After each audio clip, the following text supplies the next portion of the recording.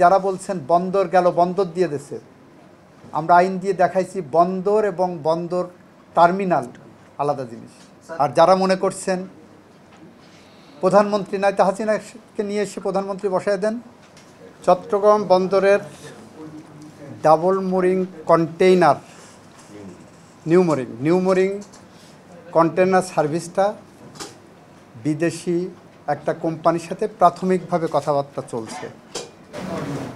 এটা নিয়ে গোটা জাতির সামনে পাবলিক ইন্টারেস্ট লিটিগেশন করে একটা মিস ইনফরমেশন, বিভ্রান্তমূলক একটি তথ্য উপস্থাপন করা হয়েছে। সেটা হলো চট্টগ্রাম বন্দর দিয়ে দেওয়া হচ্ছে। আমরা কোর্টকে বলেছি এই রিট পিটিশন কয়েকটা কারণে খারিজ হবে। নাম্বার 1, ওনারা যেটা বলছেন ডাইরেক্ট পদ্ধতিতে দিতে পারে না। ইতিপূর্বে এই কোর্টই অন্য একটা কোম্পানিকে ডাইরেক্ট পদ্ধতি দিয়েছিল, তারপরে যখন অন্যদের সাথে কথা বলতে গেছে তখন উনি রিট পিটিশন করে এসছেন, সেটা রিজেক্ট করছে সামারালি। একই পয়েন্টের উপরে আপনি আবার এটা এন্টারটেন করবেন, সেটা দ্বৈত নীতি হবে।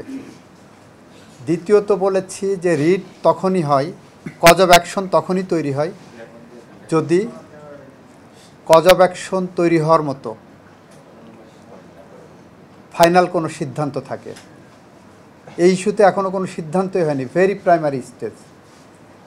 এই প্রাইমারি স্টেজে আমাদের এই সুপ্রিম কোর্টের অনেক জাজমেন্ট আছে যে প্রিম্যাচিউরড স্টেজে কোনো জুডিশিয়াল রিভিউ এন্টারটেন করার সুযোগ নাই।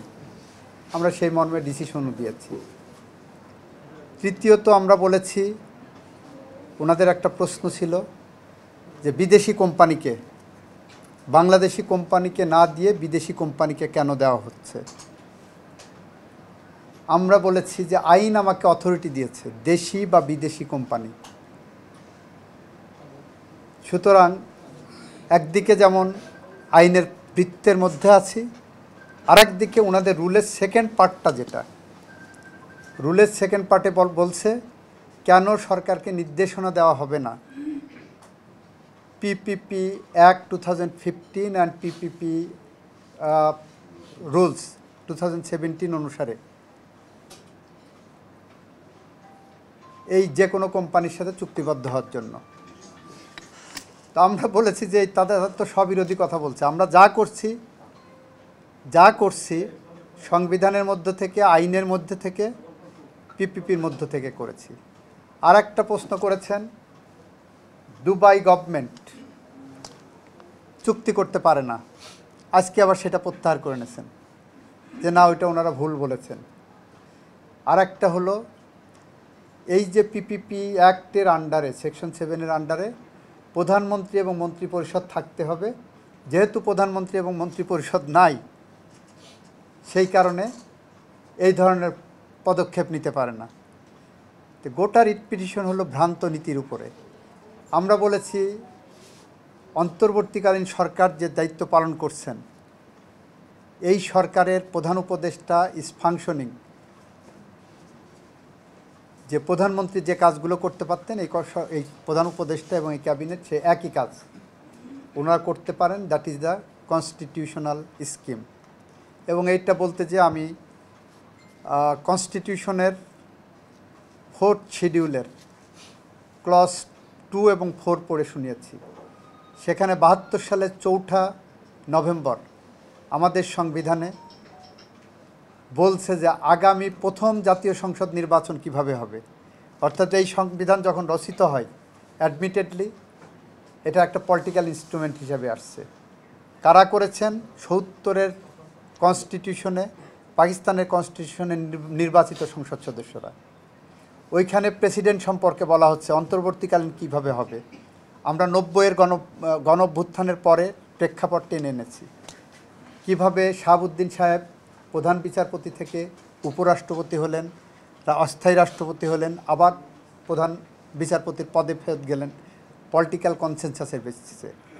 এইটা বলতে যে আমরা বলেছি পৃথিবীর ইতিহাসে রাষ্ট্র পরিচালনায় বিজয় শক্তি নির্ধারণ করে তার নেতাকে তার সরকারকে সে কিভাবে পরিচালিত হবে। ৭১-এর মুক্তিযুদ্ধের মধ্য দিয়ে অর্জিত বাংলাদেশের বিজয়ী শক্তি নির্ধারণ করেছিল আমার সংবিধান কেমন হবে, আমার নেতা কে হবে, আমার দেশ কিভাবে পরিচালিত হবে। ঠিক একইভাবে এই সময় এসে আবার নির্ধারিত হয়েছে আমরা কিভাবে চলব। তারই ধারাবাহিকতায় আমরা এই সরকার পরিচালিত হচ্ছে। এখানে কোনো ব্যত্যয় নাই, কোনো সন্দেহ নাই, কোনো অস্পষ্টতা নাই, এটা আমরা বলেছি। আর যারা মনে করছেন প্রধানমন্ত্রী নাই, তা হাসিনাকে নিয়ে এসে প্রধানমন্ত্রী বসায় দেন, দেখি।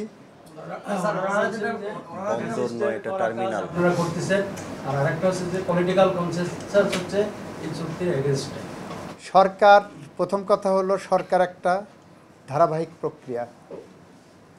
সরকারের কিছু কার্যকলাপ ধারাবাহিক প্রক্রিয়া হিসাবে যায়, যাই বলে আমার এই কোর্ট কাছারি আছে, আমার প্রশাসন আছে, আমার সমস্ত ধারাবাহিক প্রক্রিয়া। এর মধ্য থেকে কোনটা বিচ্ছিন্ন জনগণের স্বার্থের পরিপন্থী, কোনটা স্বার্থের পরিপন্থী না, সেইটা যাচাই বাছাই করা হবে। আর এই চুক্তিটা যখনই যারাই রিট পিটিশন করিয়েছেন বা আগে একটা করে রিজেক্ট হয়েছে, সেই কোম্পানির একটা নাম আছে, তাদেরকে যখন দেওয়া হলো 6 মাসের জন্য, সেটা কিন্তু তারা পাবলিক ইন্টারেস্টের বিরুদ্ধে বললেন না। পরবর্তীতে চিটাং ড্রাই ডক কোম্পানি, আরেকটা কোম্পানি, তাদের যখন দেওয়া হলো তখনও কিন্তু তারা বললেন না যে এই ধরনের চুক্তি সরকার করতে পারে না। এই সরকার কিন্তু আরও ভালো সার্ভিস দেওয়ার জন্য, চট্টগ্রাম বন্দর হলো বাংলাদেশের অর্থনীতির লাইফলাইন। সেই লাইফলাইনে আমরা কত বেশি স্বচ্ছতা আনতে পারবো, এটা একটা পাবলিক পলিসি। সেই পলিসি ধরেই সরকার আগাচ্ছে। সরকারের জনবিচ্ছিন্ন, জনবিরোধী কোনো এজেন্ডা নাই। আরেকটা জিনিস, যারা বলছেন বন্দর গেল, বন্দর দিয়ে দেশে, আমরা আইন দিয়ে দেখাইছি বন্দর এবং বন্দর টার্মিনাল আলাদা জিনিস। আইনের মধ্যেই দুইটা ডেফিনেশন দেওয়া আছে। আমরা দিয়েছি টার্মিনালের অপারেশন দিতে চাচ্ছি, দিইনি এখনো। আর ওনারা বলছেন বন্দর গেল, বন্দর গেল। ওই যে চিলে একটা কবিতা ছিল, পড়ছিলাম মনে আল মাহমুদের, যে কান নিয়ে গেল চিলে, তো চিলের পিছনে দৌড়াচ্ছে, আমি কান দিয়ে, পরে এসে দেখি যে না, আমার কান কানের জায়গায় আছে। আমাদের এই মামলার ক্ষেত্রে that is one of the best examples. Sir, বন্দর ব্যবস্থাপনা হোক বা যাই হোক, এই যে সিদ্ধান্তটা, এটা পরবর্তী পার্লামেন্টে নেওয়া উচিত।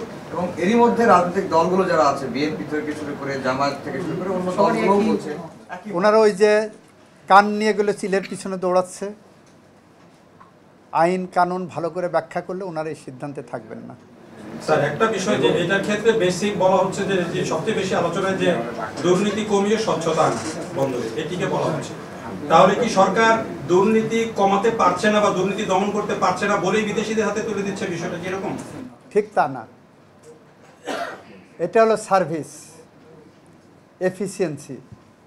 আপনি সার্ভিসটা কার কাছ থেকে বেটার পাবেন? একই পয়সায় বা তার চেয়ে কম পয়সায় আপনি যদি ভালো সার্ভিস পান, আপনার জন্য গোটা পৃথিবী উন্মুক্ত আছে। আপনি কেন ভালো সার্ভিসটা নেবেন না? আমি ভালো সার্ভিস নিয়ে এটাকে আরও এফিসিয়েন্ট করলে আমার অর্থনৈতিক সমৃদ্ধি আসবে, সেটা যদি আমরা মনে করি, তাহলে এটা আমরা কেন দিতে পারবো না? আমার দেশে অন্য সমস্ত সেক্টরে বিদেশিরা ইনভেস্ট করছে না?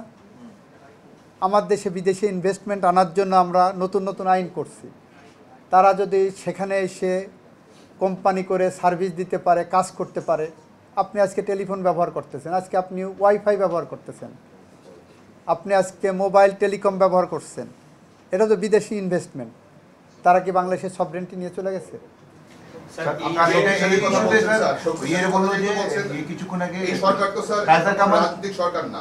তাহলে এই সরকার কেন পারছে না এই জায়গাটা শক্তিশালী করতে? নিজের দেশের লোকজনকে দিয়ে, নিজের দেশের কোম্পানিকে দিয়ে। আমার দেশের কোম্পানিকে তো সুযোগ দেওয়া হয়েছে। এই টার্মিনালেই আগে একটা কোম্পানিকে 6 মাসের জন্য দেওয়া হয়েছে, আরও একটা কোম্পানিকে দেওয়া হয়েছে, তারাও করছেন। আমরা দেখি না কে বেস্ট সার্ভিসটা দেয়।